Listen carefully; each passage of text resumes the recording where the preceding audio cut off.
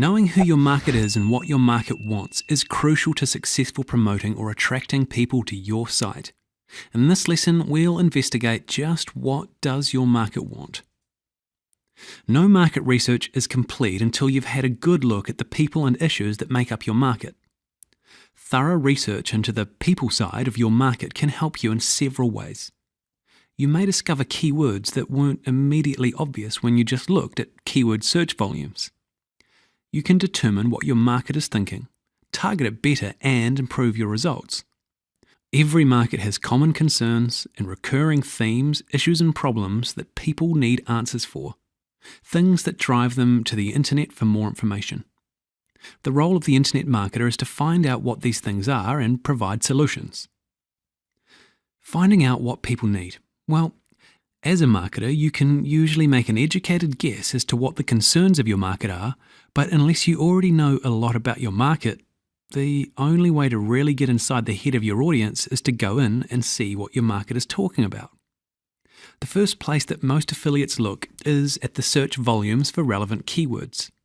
If, for example, you were thinking about creating a site about chicken recipes, you would plug chicken recipe into your keyword research tool, such as the excellent Traffic Travis or search engine of choice, and see what sort of chicken recipe keywords most people were searching on. What about forums? What I consider to be the more personal approach. Although keyword volumes are a great way of getting a general overview of your market, the real power of market research comes from being able to speak directly and specifically to the problems your customers have. One really good source to get a more in-depth look into your market are online forums. Forums give you a chance to view and discuss and get a really good feel for the relevant topics and concerns of your market. They can also give you ideas for related topics and articles and marketing angles that you may not have thought of. To find forums, just type your topic and forum into Google. Before diving in completely, be sure to take a quick look to check if there are many people talking and whether the forum is well organised. If not, move on to the next one. If you've gained a bad impression of it, chances are other people will have as well. Once you've found a suitable forum, then even looking at the forum's index page can give you good ideas for topics for your website, much like we've got from looking in Google or Yahoo. And how about digging deeper? Once you've had some good ideas for general categories from the forum, dig into the topic a bit to see what people are really talking about. Find out what sort of questions they're answering. If you know what your market's asking, you'll be able to answer or at least acknowledge their concerns on your website. Remember though, if you take these new ideas and go back to your keyword research tool, you may be a little disappointed by the search volumes. You need to decide yourself whether it will be worth pursuing. But remember that more targeted niche search terms tend to convert much better than more general search terms, and it's easier to rank highly in the search engines. Demographics. Demographics is a nasty sounding word, but if you really want your audience to listen to you, you should pay attention to who they actually are. Researching can attain some of this information, but a lot of it might just be common sense. Think about the following and try to keep these ideas in mind when you're designing your site. The age. How old are your readers? Are they mostly young, mostly middle-aged, or do they come from several age groups? The language you use with a younger person may differ from how you talk to an older person. Similarly, you may want to consider your site design or layout. For example, making the text size on your website bigger for older visitors. Gender. Does your site cater to mostly men or mostly women? It probably won't surprise you to know that the two genders like different things and respond in different ways. If you have a gender bias on your website, be sure to target accordingly. Also, don't design your site to look overly masculine or overly feminine if you're targeting to both genders. Location.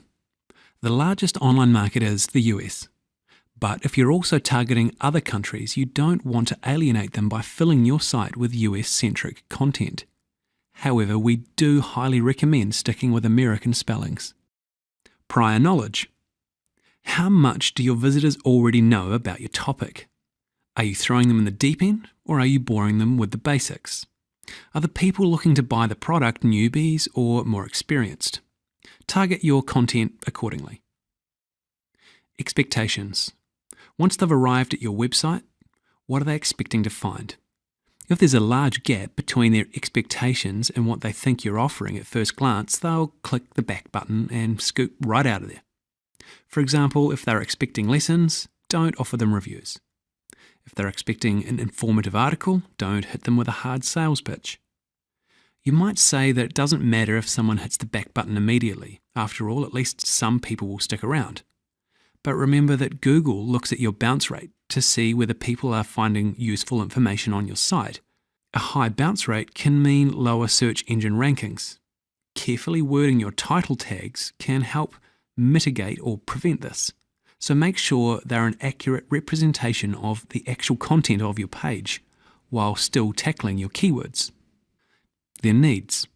A lot of affiliates go overboard providing information into the background of their product, the history of their product, uses and testimonials for the product, without realizing that all their customer really wants to do is look at the product. Conversely, a site might provide product images and specifications galore, but not realize that their visitors really want reviews and opinions to help make a decision. Think about what your visitors want and need to help them make that purchase. Competition. Where might have your visitors previously gone? Make sure your site measures up to the competition. More polished designs, better targeted information, maybe offers your competitors don't have.